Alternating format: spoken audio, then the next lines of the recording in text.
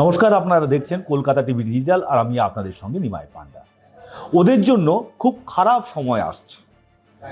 হ্যাঁ, এরকম ট্যাগলাইন দিয়েই একটি পোস্ট, সমাজ মাধ্যমে একটি পোস্ট কে করেছেন?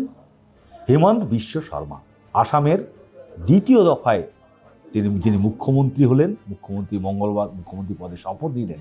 সেই হেমন্ত বিশ্ব শর্মা শুভেন্দু অধিকারীর সঙ্গে তার যে শপথ মঞ্চে দেখা হওয়ার পর যে আলিঙ্গন করেছেন বা উষ্ণ অভ্যর্থনা জানিয়েছেন, সেরকমই একটা ছবি, যেখানে হেমন্ত বিশ্ব শর্মা এবং পশ্চিমবঙ্গের নতুন মুখ্যমন্ত্রী শুভেন্দু অধিকারীর একটি ছবি পোস্ট করে হেমন্ত বিশ্ব শর্মা লিখেছেন, ওদের এবার খারাপ সময় আসছে। খুনসুটি করেছেন, কিন্তু এ নিয়ে জল্পনা শুরু হয়ে গেছে। কারণ সেই পোস্টটিকে আবার রিপোস্ট করেছেন।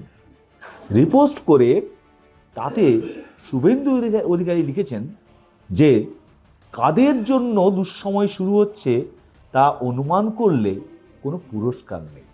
অর্থাৎ সহজেই অনুমান করা যায় যে কাদের দুঃসময় শুরু হচ্ছে।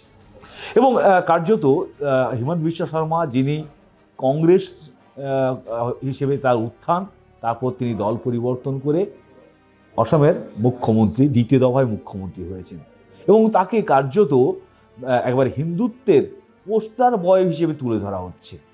আর শুভেন্দু অধিকারী, তিনি কংগ্রেস তৃণমূল হয়ে তারপর বিজেপিতে যোগদান করেন, এবং বিজেপি পশ্চিমবঙ্গে প্রথম যে সরকার গড়ল তার মুখ্যমন্ত্রী তিনি, অর্থাৎ বিজেপির প্রথম মুখ্যমন্ত্রী হলেন শুভেন্দু অধিকারী। তিনিও ভোটের প্রচারে হিন্দুত্বকে তুলে ধরেছিলেন।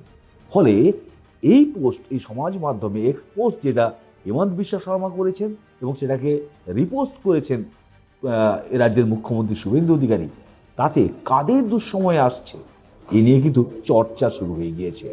আরও খবর জানতে চোখ রাখুন কলকাতা টিভি ডিজিটালে, রাত দিন 7 দিন।